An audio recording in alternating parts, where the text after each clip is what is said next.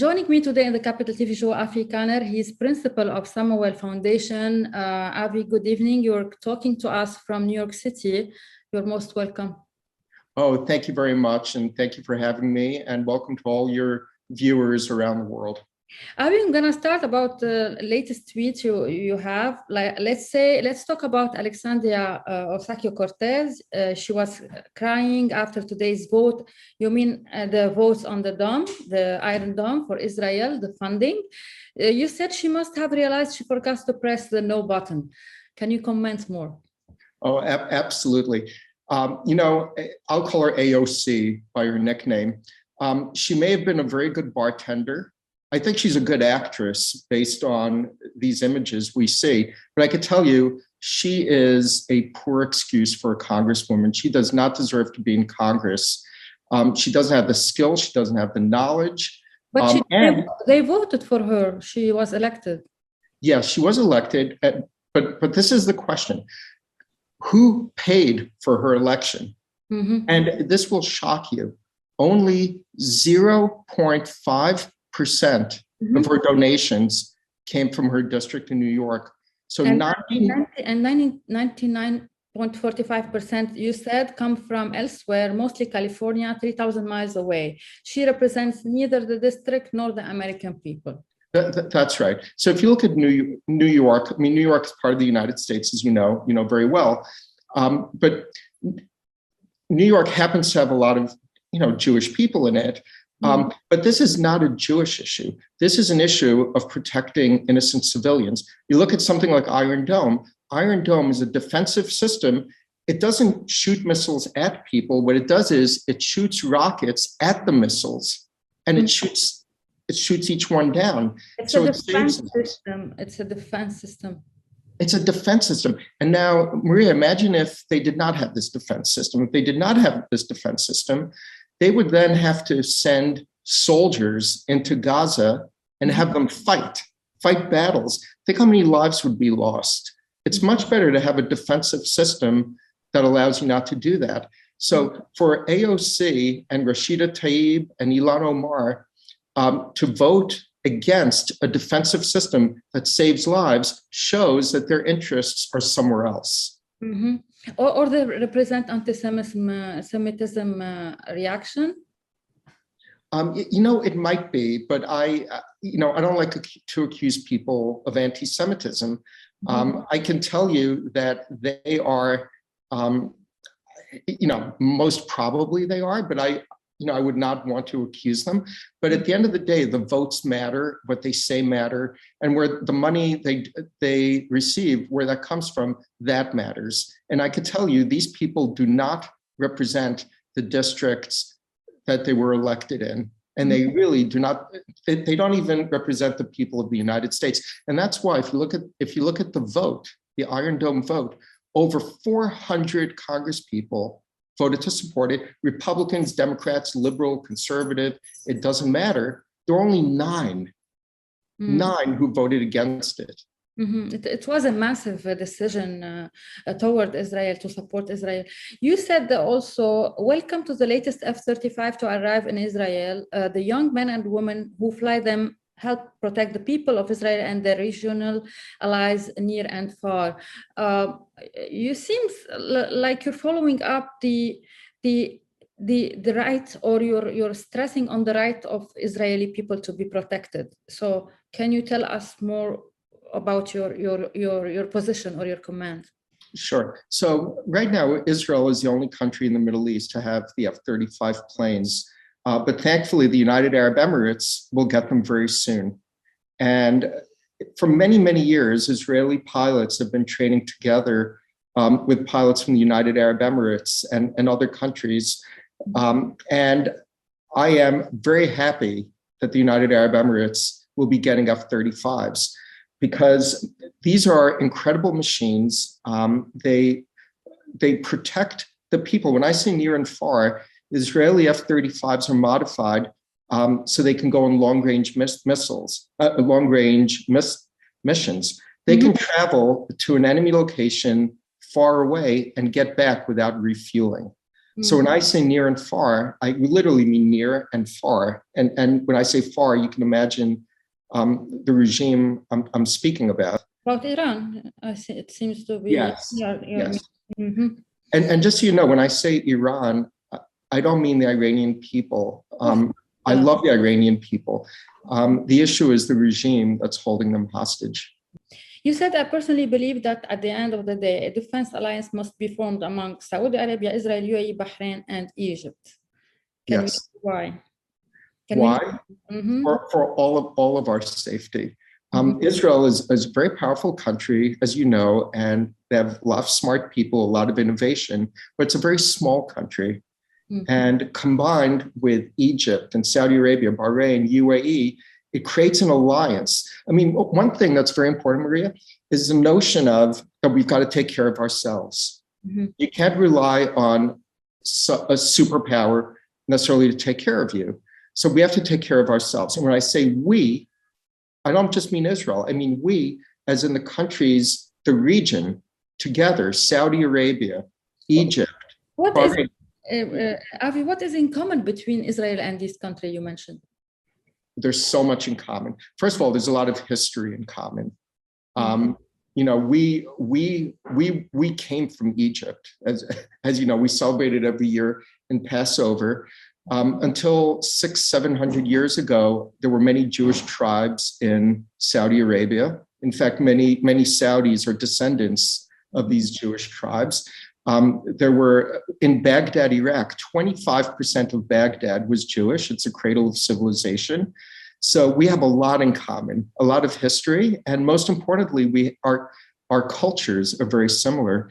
When I'm together with my Arab friends and my Muslim friends, especially the Arab friends, I feel as if I'm visiting my mother's house. The food is the same. They talk the same. They have the same aspirations. And when, like, for example, when I travel to United Arab Emirates, I feel as if I'm home. And you'll see when there's more peace in the region, when more Arab people in the Arab countries start visiting Israel, which I hope is very, very soon, it will be incredible. They will see what it's like. And you know, there's something very interesting to add here. When I was growing up as a child, you grew up. I grew up in New York. I grew up as a child in New York. My mother was born in Damascus, so I'm 50% Arab, and my father was from Ukraine. But I've got to tell you, my Arab genes, I think, are dominant because from your mother. Yeah, definitely dominant genes. I mean, I can eat Lebanese food every single day of the week. But rather than your American Jew, but yes. What is attached you to Israel? One of your parents was Israeli, was born there? But Israel provided a refuge for both of my parents. My mother was basically, her family was kicked out of Syria.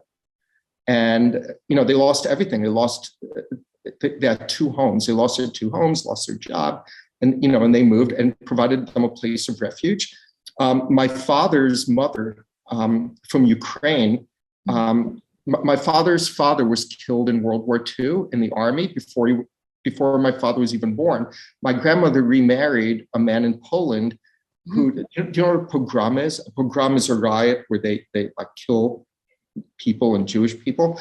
My grandfather, she married a man in Poland who was injured in a pogrom. And then they found refuge in Israel. So Israel is a place that I view very important to me as a place of refuge for the Jewish people. Unfortunately, throughout history, every few hundred years, something happens, whether it's the Crusaders, the Inquisition, the Holocaust. There's something that happens where Jews are the target. And it's very important to have a strong and stable and secure Israel for Jews to go to. But I think that Israel in and of itself is not, you know, it goes back to that regional alliance. I think that to keep it sustainable, and the reason I spent so much time devoted to peace between Yeah, Israel and Palestine. This is why you said any discussion of one state, two state, and anything in between is meaningless. No territorial solution is possible unless the 1948 refugee issue is first agreed upon. Even after 73 years, their descendants are locked up by UNRWA in refugee camps to be used as political pawns. Can you tell us? Yes. So after 1948, there was the war. About 800,000 Palestinians either fled or kicked out, whatever it was. There were 800,000 refugees. The same number of Jewish refugees left the Arab and Muslim countries. The Jewish refugees were resettled wherever they went. However, the Palestinian refugees to this day, I'll give you an example, Lebanon. Lebanon, the great-great-great-grandchildren of the 1948 refugees are kept inside camps in Lebanon. They're not allowed to work. They're not allowed to go to school. They're not allowed to get professions. They can't be doctors, lawyers, engineers. They're not allowed to own property. So if they're held as pawns, and even in Jordan, the population, they all have Jordanian citizenship, yet UNRWA keeps them, quote, as Palestinian refugees. So how can Israel make peace when, give territorial, how can Israel say, look, we'll give you this much land, we'll keep this much land, and then the Palestinians say, okay, now, or the world, Jordan and Lebanon and others say, okay, now we're going to push millions of people into your country and destroy your country. So that's why one state or two state doesn't make a difference. It's this refugee, they're used as pawns. It has to be settled. Once it's settled, where they are. Yeah, because otherwise you make a solution and then it remains a problem. Yeah, because of the big numbers, maybe. And but today there are only something like 30,000 refugees left from 1948, but there are millions of their great-grandchildren and great-grandchildren, and UNRWA still considers them refugees. But they want to go back to their land. Some of them kept the key of their houses, and they think they should come back. I agree with you. Those that want to come back to their land should be able to come back to their land, right? But those that want to live somewhere else, you can't take people and force them to go somewhere. It has to be a choice. One more thing I want to talk about. You said on the day Saudi Arabia's King Salman spoke to UN against the Iranian terror regime nuclear weapon program, the Houthis terror puppet fired 5 armed drones at KSA civilian centers. Another was fired today. Thankfully, all were intercepted and destroyed. It seems that you are following up the situation and the threat that Houthis are presenting against Saudi Arabia. So what it should be done in this case or in this subject? Absolutely, you're right. The answer is what should be done is you have to go after the head of the snake or the head of the octopus, not the tentacles. And the head is sitting in the mullahs in Tehran. It's the same ones that support Hamas, Muslim Brotherhood, the Houthis, the Hezbollah in Lebanon, the Shiite militias in Iran, in Iraq. All of them are controlled by Iran. And when there's an attack on Saudi Arabia, it's like there's an attack on us. It's the same people doing it. Today, Naftali Bennett, the prime minister, I had the honor of being in a meeting with him today, which was wonderful, after he spoke at the United Nations. But at the United Nations, when he gave his speech, there was one country that he mentioned in his speech. Which one? Saudi Arabia. Why? He mentioned the danger of Iran, not only to Israel, but he gave a specific example with Saudi Arabia. And it's clearly, we have the same enemies, obviously. Have the same enemy, but I think even without the enemy part, we have so much more in common that should bring us together. But Avi, there is lots of people in Saudi Arabia, Saudi citizens, they don't agree on any accord or any agreement between Israel and Saudi Arabia. To be honest, this is a situation, especially when they see that Saudi Arabia, it's not Emirates, it's a different country where the Islam was born or raised. So what what you can say about that? Okay, first of all, I have a lot of friends in Saudi Arabia. In fact, my closest friends in the Middle East are in Saudi Arabia, and even more so than United Arab Emirates. And I have wonderful relationships with all of them. It's very interesting. The first time I met someone Saudi, it was a Saudi woman. She showed me photos from Saudi Arabia, and I showed her photos from Israel, and realized how much there was in common. And I think that there's a big paradigm shift, Maria. If you look at the Saudi ambassador to Washington, D.C., right? She went to college at George Washington University, which has many Jewish people. I'm sure she has a lot of Jewish friends. I think this generation, I'm meeting tonight, I'm meeting a friend, two friends, one from United Emirates, and he's with a friend from Egypt. Well, the fact is that Israel is not anymore an enemy for the Arabs. I think this is what I believe, because they are now showing tolerance, showing their initiative for peace. So we have to also go forward in this process, because this is the right thing to do. Yeah, I'm going to tell you, one of the first, when I went to United Arab Emirates and I saw there were signs all over the place that said tolerance, coexistence, and I saw pictures of MBZ saying it. And then now I'm hearing MBS in Saudi Arabia doing that, and even bigger, in a bigger way. I could tell you, he's the Crown Prince, he's a young man, but he is so wise and experienced, and he knows what the future is of tolerance and coexistence. And I'm very, very eager to see where he leads his great nation. We hope that will succeed, and we hope that all the threat will stop against Saudi Arabia and all the Arab countries, the moderate countries. Avi Kaner, thank you so much for being with me. Thank you for your time, and hope to see you in person. Oh, Maria, it's my pleasure. And thank you, everyone. Thank you.